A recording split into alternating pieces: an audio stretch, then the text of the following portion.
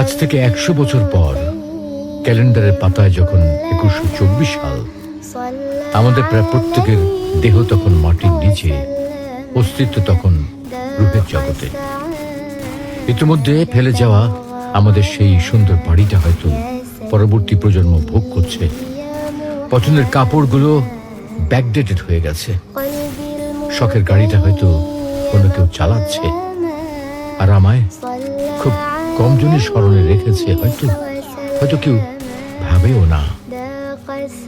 হাতে তাদের সময় নেই, যাদের জন্য এত কিছু করতে করতে নিজের জীবনটাই শেষ করে দিয়েছিলাম। আচ্ছা, বাস্তবতার এই জীবনে আপনি আপনার দাদাকে কতবার স্মরণ করেন? আপনার দাদির কথা আপনি কখনো কি আপনার মনে পড়ে?